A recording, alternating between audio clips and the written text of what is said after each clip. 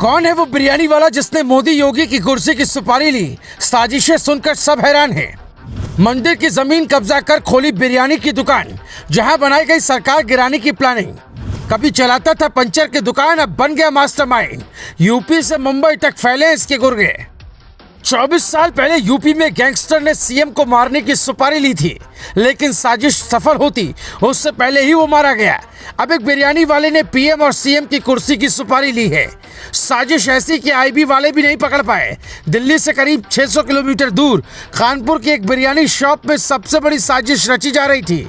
हम आपको साजिश की पूरी कहानी बताएं, उससे पहले कुछ सवाल आपके मन में होंगे कि आखिर 10 रुपए प्लेट बिरयानी बेचने वाला मुस्लिम बाबा कैसे बन गया करोड़पति, और किसने दी उसे बीजेपी को सत्ता से उखाड़ फेंकने की सुपारी।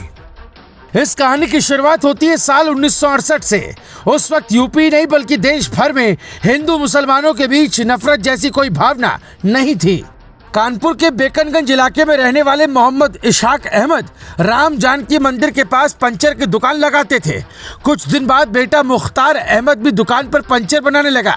पंचर में कमाई इतनी होती है ये आप भी जानते हैं, इसलिए मुख्तार ने बाद में मिठाई की दुकान खोल ली। लेकिन वो जल्दी अमीर बनना चाहता था, इसलिए वो गैंगस्टर के सीधा संपर्क में आ गया।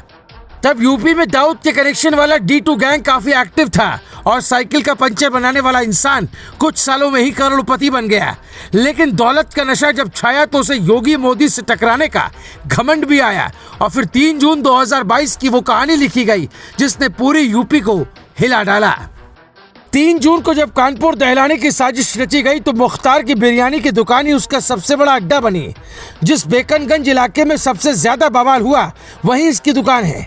उसमें बैठकर इस बवाल के मास्टरमाइंड जफर हयात हाशमी और बिरयानी बाबा ने करीब 15 से 20 लोगों के साथ मिलकर प्लानिंग बनाई कि कानपुर को कैसे तबाह किया जाए, कानपुर में कैसे ऐसी आग लगाई जाए कि उसका असर विदेशों तक हो।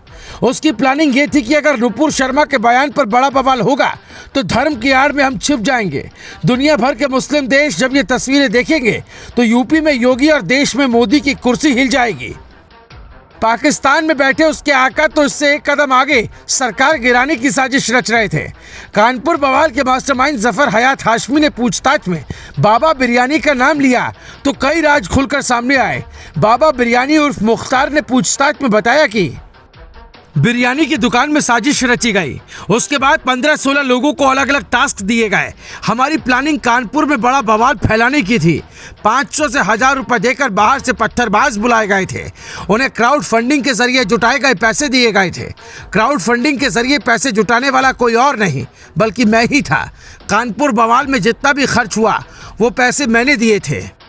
बिरयानी बाबा को जो लोग जानते हैं वो बताते हैं कि मुख्तार उर्फ बाबा बिरयानी ने दुकानदारी छोड़कर D2 गैंग के दम पर कई जमीनों को जबरन खाली करवाकर कब्जा कर लिया। आसपास के इलाके में इसका इतना खौफ था कि मंदिर वाली जमीन जहां ये पंचर की दुकान चलाता था उस पर भी इसने कब्जा कर बिरयानी की दुकान खोल ली और किसी ने कुछ नहीं कहा। ये खुद को पूर्वांचल के माफिया मुख्तार से कम नहीं समझता था। हालांकि छवि सुधारने के लिए इसने बिरयानी की दुकान खोल ली और सफेद पोश बन गया। यूपी से लेकर मुंबई तक में उसके रेस्टोरेंट की चेन है और हर जगह उसके गुर्गे बैठे हैं। मीडिया रिपोर्ट में दावा यह भी किया जा रहा है कि जब 3 जून को कानपुर जल रहा था तो बाबा बिरयानी वीडियो कॉल के जरिए पाकिस्तान में अपने आका से जुड़ा हुआ था। यहाँ की तस्वीरें पाकिस्तान भेज रहा था ताकि उसे वहाँ से वाहवाही मिल सके। लेकिन न तो पाकिस्तान की ग्लोबल लेवल पर भारत के खिलाफ साजिश कामयाब हो पाई और न ही बाबा बिरयानी पुलिस के चंगुल से बच सका। कानपुर में मचे बवाल के एक आरोपियों को योगी ने पाताल से भी ढूंढकर निकाल लाने का आदेश दिया है। तभी तो 21 दिन में 21 से ज्यादा कहानियां आप सुन चुके होंगे। अभी भी पुलिस की जांच जारी है।